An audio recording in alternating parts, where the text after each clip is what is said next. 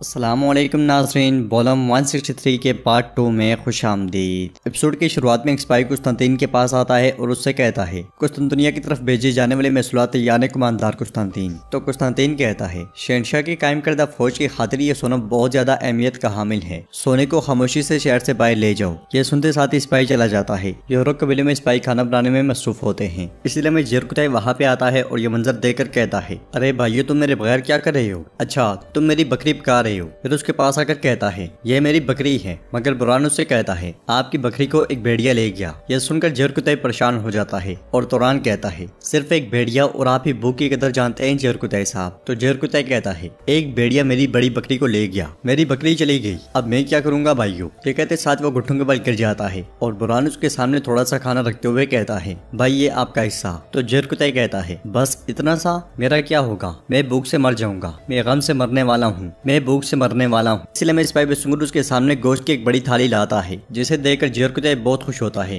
और उठाते हुए कहता है मेरी बकरी यहाँ है। उसे खुश देखकर सब सिपाही भी हंसने लग जाते हैं। जिरकुतई मजीद कहता है अब मैं अपनी बकरी को ले जाकर मेज पर रखूंगा, मेरी बकरी पर नजर रखने वाले बहुत लोग हैं, चलो हुजूर को इंतजार नहीं करवाते। उधर उस्मान साहब बुरहान के साथ खाने के दस्तरखान पर बैठे होते हैं, इसलिए मैं सिपाही खाना लेकर आते हैं और जिरकुतई के हाथ में बड़ी थाली देखकर उस्मान साहब हंसने लग जाते हैं। फिर उस्मान साहब कहते हैं यूरोप की किस्मत में एक बार फिर हिजरत लिखी थी, मशरिक के कबाइल अब मगरिब की तरफ हिजरत कर रहे हैं, मुझे बताओ कोनूर हमने कितने कबीले बनाए? तो कोनूर कहता है मेरे हुजूर कुल 24 कबीले थे, अब इस समेत उनमें से 10 अपनी मंजिल पर पहुंच चुके हैं, बाकी भी रास्ते में हैं। यह सुनकर उस्मान साहब कहते हैं वो रास्ते में तो हैं मगर खतरे में भी हैं, कुस्तांतीन अब उन पर हमला करने के लिए मौके के इंतजार में होगा, तो इस वजह से हमें हर वक्त तैयार रहना चाहिए। एक बार फिर हम सरहदों पर उसी तरह आए जैसे हम पहले हुआ करते थे, हम अपने दुश्मन का सामना करेंगे। तो रुहान कहता है हुजूर ऐसा ही होगा, इंशाअल्लाह ऐसा ही होगा। कोनूर कहता है मेरे हुजूर जब तक वो कुस्तांतीन कुत्ता जिंदा है हम हमेशा इस मुसीबत से निपटते रहेंगे। उन्होंने कुस्तांतुनिया और एज़दिक से फौजी भेजे। तो उस्मान साहब कहते हैं ठीक है, लेकिन हम हमेशा तैयार रहेंगे, हमें उनकी हर हरकत के बारे में पता चल जाएगा। जिरकुतई गोश्त को देखते हुए बहुत पुरजोश हो रहा होता है, तो उस्मान साहब उसे देखते हुए कहते हैं चलो फिर देखो सब भूखे हैं, जिरकुतई भी भूखा है, उसे देखो। जिरकुतई क्या ऐसा नहीं है, क्या तुम्हें भूख लगी है? तो जिरकुतई कहता है मुझे तो नहीं लगी हुजूर। यह सुनकर उस्मान साहब कहते हैं तो फिर ठीक है, मैं तुम्हें एक लंबी कहानी सुनाता हूँ। यह सुनते साथ ही जिरकुतई बहुत परेशान हो जाता है। तो उस्मान साहब उससे पूछते हैं क्या हुआ जिरकुतई? अच्छा चलो खाना शुरू करो। सब हंसते हंसते खाना खाना शुरू कर देते हैं। जिरकुतई को तेज तेज खाना खाता हुआ देखकर बुरहान कहता है थोड़ा आहिस्ता खाओ, तुम्हारा दम घुट जाएगा। तो जिरकुतई उसे कहता है आपको खाना खाने वाले मर्दों से नहीं डरना चाहिए, बल्कि आपको उन मर्दों से डरना चाहिए जो नहीं खाते। जो मर्द कम खाते हैं वो बीमार होकर ज़ईफ हो जाते हैं और कम खाने वाले बहुत कम मर्द होते हैं। कबीले में खवातीन भी बैठी खाना खा रही होती हैं। फातिमा अलाउद्दीन से पूछती है भाई हम आपकी शादी कब मुनक्किद करेंगे, मौसम भी गर्म आ रहा है। तो बाला खातून कहती हैं फातिमा सही कह रही है, एक बार याकूब साहब सेहतयाब हो जाएं और उस्मान साहब और हान के साथ वापस आ जाएं, हम तुम्हारी शादी का एहतमाम करेंगे। तो अलाउद्दीन कहता है हमने आज सुबह इसके बारे में बात की,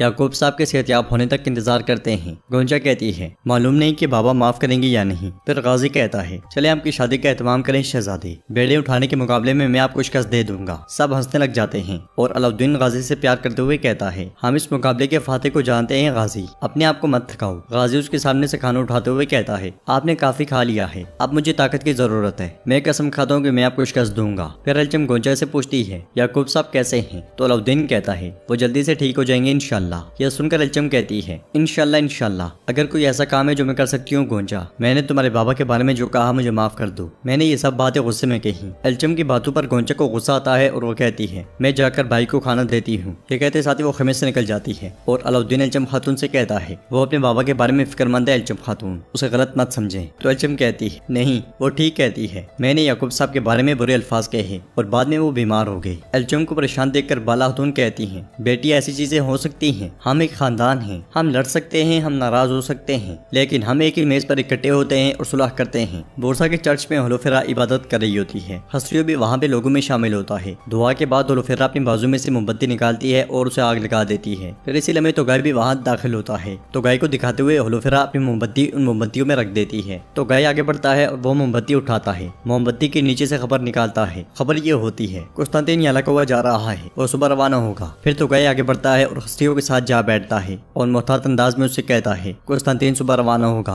और यालाकोवा जाएगा, मैं जाकर उस्मान साहब को इतला दूंगा, तुम यहीं रहो और अपना फर्ज पूरा करते रहो। ये कहते साथ ही तो गाय चर्च से चला जाता है। काई कबीले में आइकुत उस्मान साहब के पास आकर उन्हें म्यान दिखाते हुए कहता है अगर आप कबूल करें ये खंजर की म्यान है, मैंने ये अपने हाथों से बनाया है। म्यान को देखते हुए उस्मान साहब कहते हैं, ये खूबसूरत है, यह सिर्फ एक म्यान नहीं है, इस पर बहुत से नकोश वाजे हैं। शुक्रिया आइकुत, तुम्हारा शुक्रिया। तो आइकुत कहता है, शुक्रिया की जरूरत नहीं मेरे हुजूर, मैंने इसलिए बनाया कि आपको मुस्तकबिल में इसकी जरूरत पड़ सकती है। तो उस्मान साहब कहते हैं, फिर मैं इसे अपने पास रखूंगा। फिर उरहान कहता है, कुस्तांतीन अपने सिपाहियों के सामने रुसवा हुआ है, वो पागल हो गया होगा। तो उस्मान साहब कहते हैं, उरहान ने सही कहा, कुस्तांतीन दूसरों से मुख्तलिफ है, उसका दिमाग और तरीके से काम करता है, वो इंतकाम लेना चाहेगा। फिर जरकुतै की जानिब देखते हुए कहते हैं, हमारे रब ने हमें बेशुमार नेमतें अता की, उसका शुक्र है, वरना हम इस पादरी को कैसे खिलाते। तो आइकुत कहता है, मेरे हुजूर ये बासलाहियत पादरी था, इसने गरीब आदमी को जन्नत का रास्ता दिखाया। जरकुतै कहता है, मेरे हुजूर मत करें बराए मेहरबानी, ये पहले ही मेरा मजाक उड़ाते हैं, ये मुझसे पूछते रहते हैं कि हम जन्नत में कैसे जाएंगे पादरी अफंदी। तो उस्मान साहब कहते हैं, नहीं नहीं रुको, भाई सुंगुर ने मुझे सब कुछ बताया, चलो भाई सुंगुर सबको बताओ कि क्या हुआ। यह सुनते साथ ही भाई सुंगुर डंडा उठाकर जरकुतै की नकल उतारने लग जाता है और उसके सामने आकर कहता है, जमीन पर खुदा को तलाश करो और आगे बढ़ो, फिर तुम्हें जन्नत मिलेगी, खुदा को तलाश करो बेटा। सब हंसने लग जाते हैं और जरकुतै मुंह बनाते हुए कहता है, मैंने ऐसा नहीं किया मेरे हुजूर, ये कहानियां बना रहा है, सब कुछ फरीजे के लिए था। तो उस्मान साहब कहते हैं, अच्छा बताओ तुमने क्या कहा। जवाबन जरकुतै कहता है, एक आदमी मेरे पास आया और पूछा कि जन्नत में कैसे जा सकते हैं। मैंने कहा आगे बढ़ो और वो चला गया, मैं ये सब कुछ कैसे जान सकता था।